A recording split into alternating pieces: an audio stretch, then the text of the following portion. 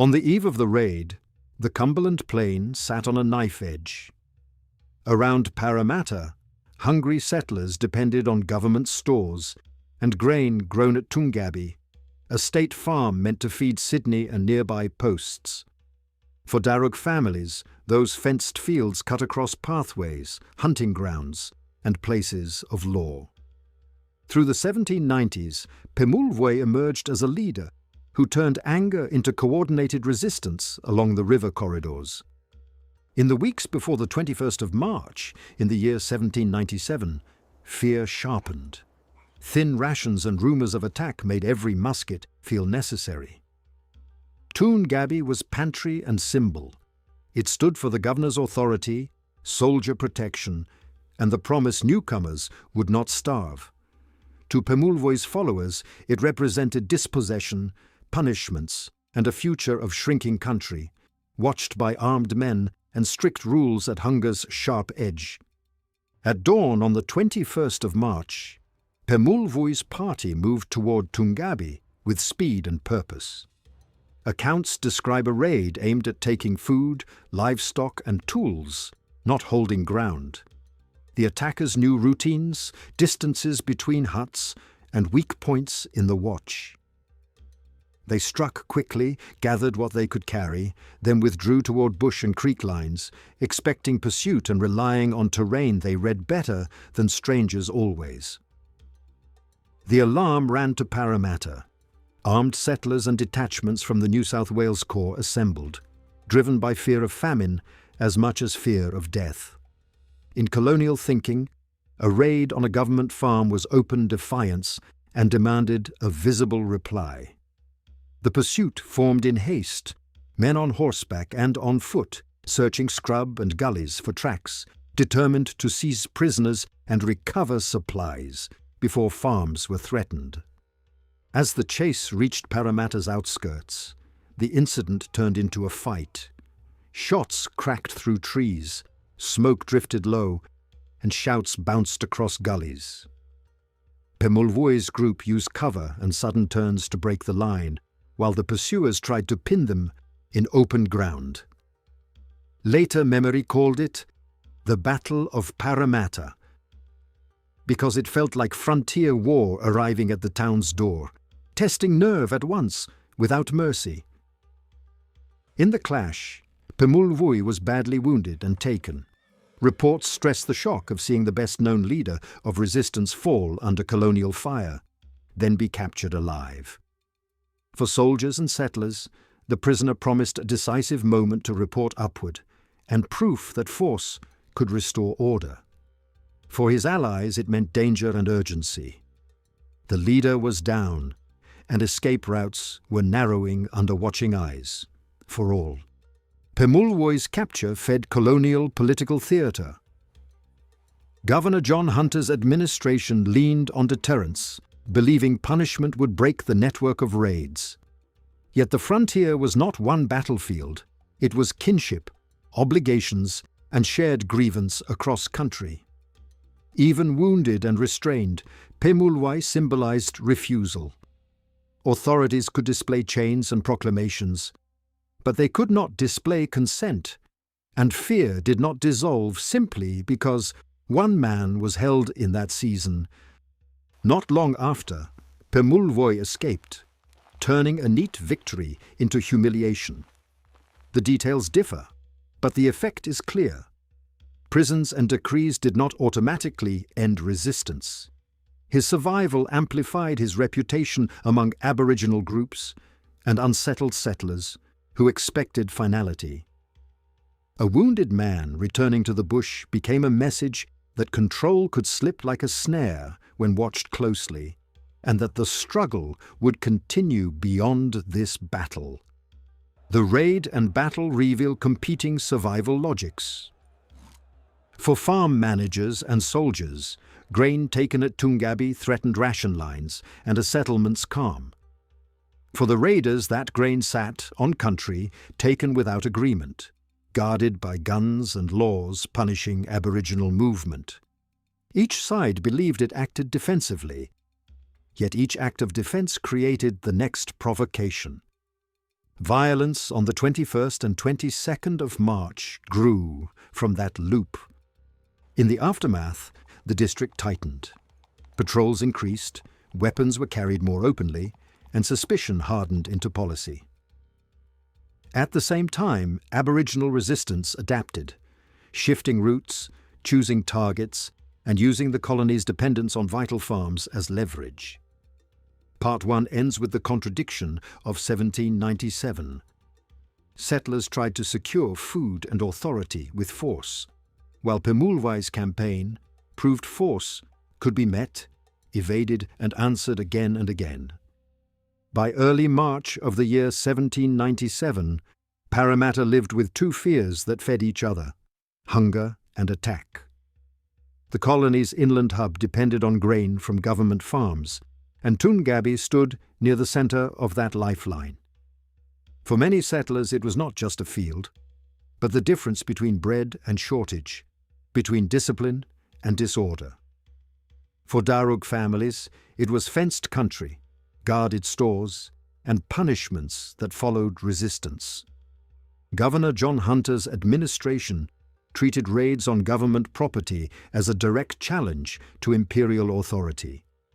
The New South Wales Corps and local constables were expected to respond fast, display control, and recover stolen supplies. Yet in practice, the frontier around Parramatta was not a single line. It was a patchwork of creeks, ridges, clearings, and bush tracks where Aboriginal groups still moved, with knowledge settlers could not match. Control depended on patrols, informants, and luck. Toongabbie's state farm had a practical role and a symbolic one. Practically, it produced grain and raised livestock for the stores that fed Sydney and the inland posts. Symbolically, it embodied the government's claim that it could plant, harvest, and distribute on land it now treated as its own. Every stack of grain, every fenced paddock, and every armed guard was a statement of permanence. That is why it was an attractive target to Pemulwuy's campaign. It hurt the colony where it was vulnerable. Pemulwuy's leadership in the 1790s was not the kind settlers could easily categorize. He was not chief in the European sense of a single ruler over a fixed territory. But he became a focal point for coordinated action and shared purpose across the river country. Raids were not random theft. They were political violence shaped by survival needs, retaliation for killings and punishments, and a strategy of striking resources that kept the colony expanding. Reputation mattered, and Pemulwuy's name carried weight.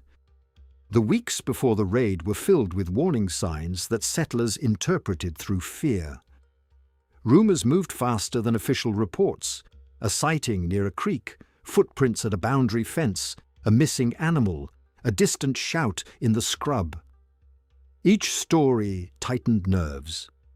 Men kept muskets close, women and children slept lighter, and farm overseers watched their stores as if every night might be the one. In that atmosphere, even small incidents could ignite a violent response. When the raid began on the 21st of March, the attackers aimed for speed and disruption. Documentary accounts emphasize that the objective was to seize food and useful goods, and to withdraw before a strong force could assemble. A government farm offered exactly what a raiding party needed: grain, livestock, tools, and a psychological blow. The move also tested the colony's reflexes. If the pursuers came hard and fast, a fight could be forced on ground closer to Parramatta. The colony's pursuit logic was shaped by urgency and pride. Losing supplies meant the store system looked weak, and weakness invited further raids. So armed settlers, overseers, and soldiers gathered quickly, trying to track the raiders by signs in grass, broken branches, and the movement of birds. They were not professional rangers, and the bush could swallow a trail in minutes. Still, they pressed on, driven by the belief that capture would end the problem. That belief would be tested very soon. The pursuit also carried an internal tension: discipline versus anger. Soldiers were supposed to act under orders, while settlers often wanted immediate revenge. In the heat of a chase, those impulses could merge. The New South Wales Corps represented the governor's coercive power, but it also depended on local manpower and local knowledge. Settlers knew the paths between farms. Aboriginal fighters knew the deeper routes beyond them. The chase, therefore, became a contest of navigation as much as a contest of firepower. As the raiders moved away from Toongabbie, they did not simply flee. They managed distance, cover, and timing. A withdrawal could be a trap, pulling pursuers into gullies and scrub where visibility collapsed and muskets became clumsy. In this phase, the story begins to bend toward what later writers called the Battle of Parramatta, because the action drifted toward the town's outskirts. What looked like a simple raid began to resemble a rolling engagement, with both sides expecting contact. Part 2 ends at the threshold of the fight itself. On the night between the 21st and the 22nd of March. The colony's men close in, convinced they are about to secure a decisive capture, while Pemulwuy's party tries to keep mobility and avoid being pinned. Both sides carry the same certainty.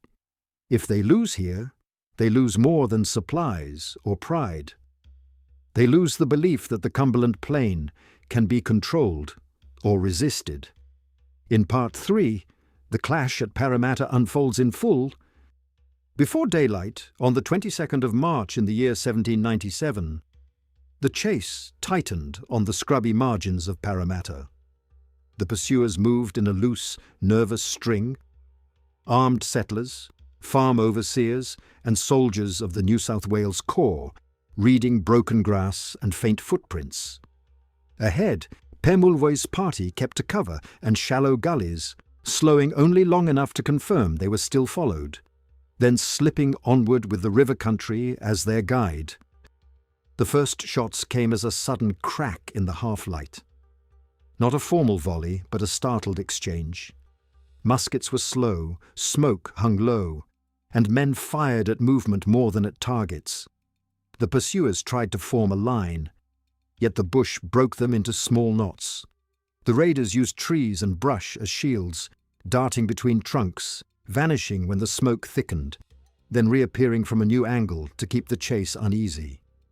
For the colonists, this was not only a fight for stolen provisions. It was a fight for confidence.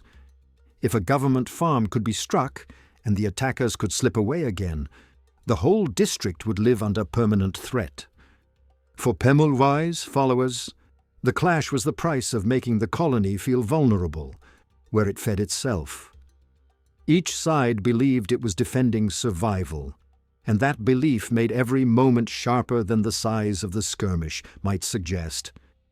As contact spread, the fighting shifted toward clearer ground, where movement was easier and horses could press forward. That shift favored the pursuers, who wanted to close distance and force capture. Yet open ground also meant exposure, and the raiders avoided standing long under fire. They broke, regrouped, and broke again, trying to keep the pursuers chasing rather than aiming. In that rhythm, the battle took shape. A rolling engagement marked by confusion, shouts, and brief, violent collisions. Pemulwuy's presence mattered even when few could see him clearly. In later memory, he is placed at the center of the action, directing withdrawal and choosing when to strike back. The colonists too hunted for him as the symbol of the raids of the 1790s. To seize him would be to seize a story the governor could use, proof that resistance could be cut out like a thorn. That desire for a decisive figure pushed the pursuit harder and closer. In the crush of the skirmish, Pemulwuy was hit. Accounts describe him as badly wounded, yet still refusing to vanish into the bush as others did. Whether he fell while covering a retreat or was caught in a sudden closing ring, the outcome was the same. Armed men reached him, restrained him, and claimed a prize the district had long wanted. Around him the fight fragmented, with some raiders escaping, while the pursuers focused on securing the wounded leader. Capture in that moment was both practical and theatrical. Practically, it removed a feared organizer from the field and promised intelligence about routes and allies. Theatrically, it offered the administration a victory it could display. The colony, still young and anxious, could say it had struck back. The wounded prisoner was guarded closely, watched for sudden movement, and hauled toward Parramatta under the urgency of men who feared an ambush or a rescue attempt at any bend in the track. The aftermath on the ground was messy, not triumphant. Smoke drifted, men checked wounds, and the pursuers argued over what had been recovered and who deserved credit. The raiders who slipped away carried news that Pemulwuy had fallen into colonial hands, a blow that could have shattered morale. Yet the same news could also harden anger. In frontier war, a captured leader can become a rallying point as easily as a warning, depending on what happens next. For Governor John Hunter's government, the capture fit a familiar script: raid, pursuit, punishment, deterrence. But deterrence depended on making an example and on preventing escape. The colony's institutions were thin, its prisons imperfect, and its reach into the bush limited. Even in custody, Pemulwuy remained dangerous in a different way because his name carried meaning beyond one body. If he lived, the idea of refusal lived. If he fled, the idea could grow sharper still. By the end of the day, on the 22nd of March, the district held a wounded prisoner and told itself the crisis had turned. Yet the deeper struggle was unresolved. Farms still sat on contested ground, patrols still depended on fear, and Aboriginal resistance still drew strength from grievance and survival. Part 3 closes with the apparent colonial win at Parramatta and the looming question that will define Part 4. How could a captured, wounded Pemulwuy later escape? And what did that do to both sides? In Parramatta, the capture of Pemulwuy was treated as a turning point, the kind of moment a fragile colony needed to believe in. Men spoke of restoring order, recovering stolen provisions, and proving that the government could punish defiance. Governor John Hunter's administration relied on that message because authority in the 1790s was as much theatre as law. A wounded leader in custody looked like the frontier finally bending. The New South Wales Corps and local settlers framed the raid as a direct assault on survival. Toongabbie's grain-fed stores and stores kept Sydney and Parramatta from slipping into hunger. That logic hardened into policy. Raids would be answered fast, suspects would be hunted, and fear would be used as a tool. Yet every patrol that marched out also reminded Aboriginal families that the colony's presence came with muskets, chains, and punishment. Custody itself was a problem. The settlement's jails were not built for a war leader who understood escape, and guards were not always disciplined or numerous. A prisoner could be displayed, questioned, and threatened, but keeping him permanently was another matter. Pemulwuy's capture created pressure to make an example, yet harsh measures risked inflaming resistance across the river country. The administration wanted finality. The frontier offered only temporary pauses. Reports and gossip spread quickly. Some settlers celebrated, others worried the raid proved farms were exposed no matter what. The government had to reassure both groups.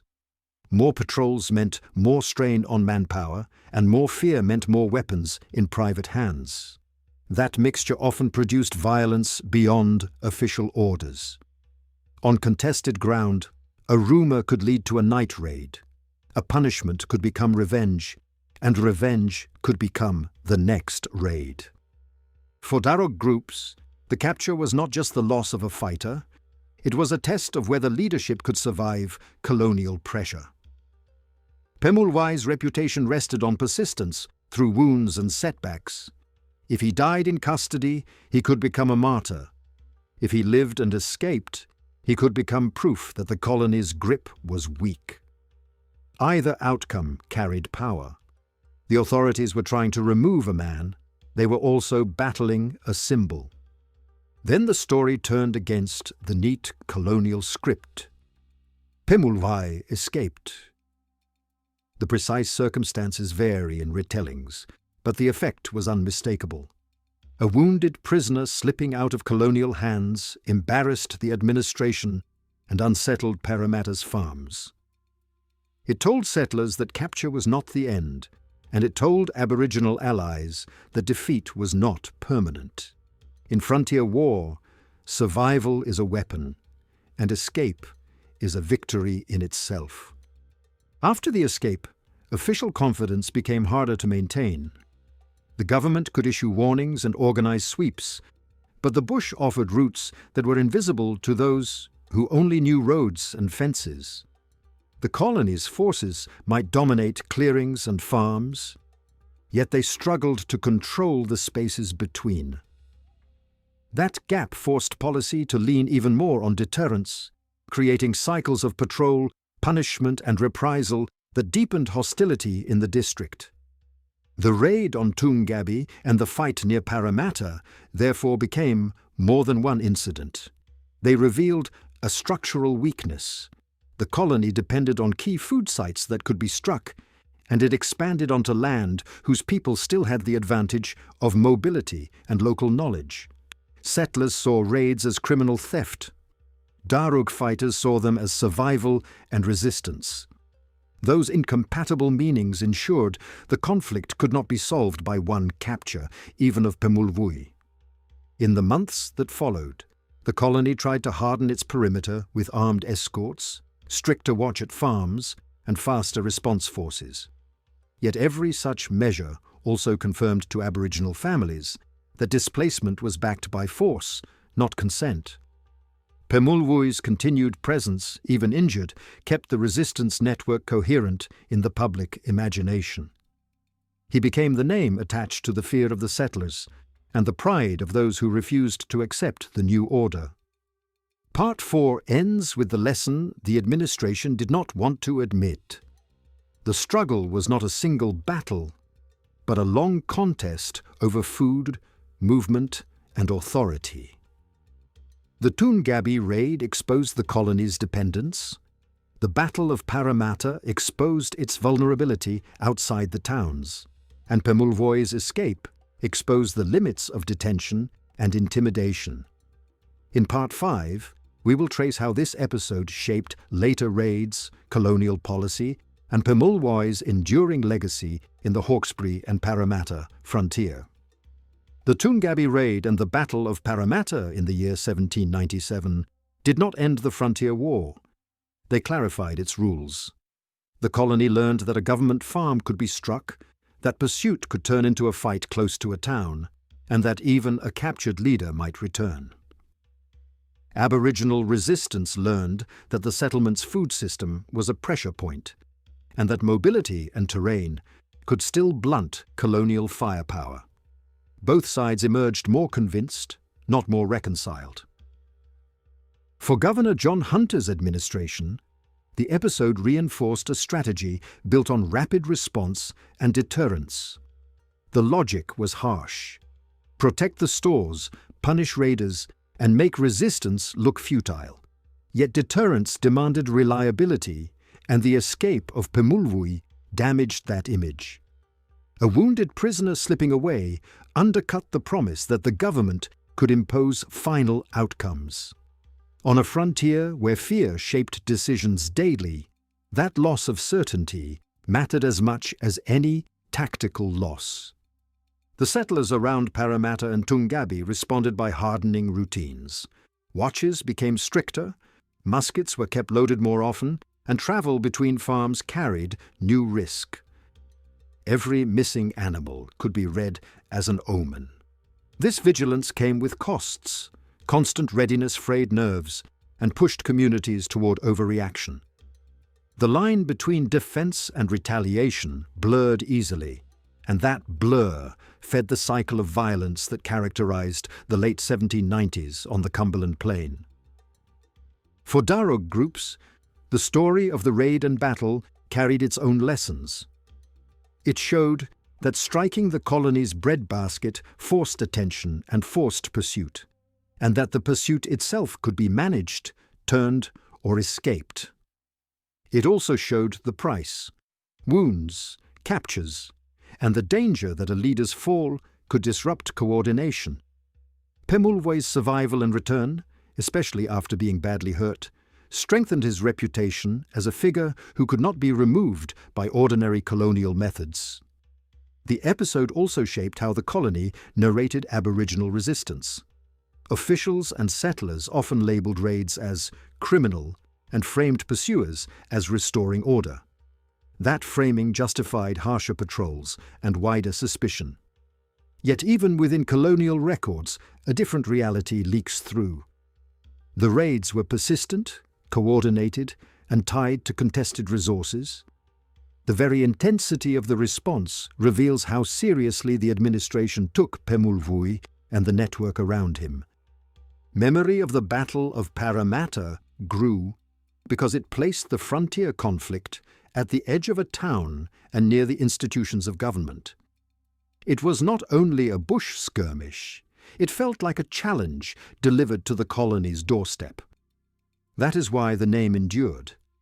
It also explains why the capture of Pemulwuy became a focal point.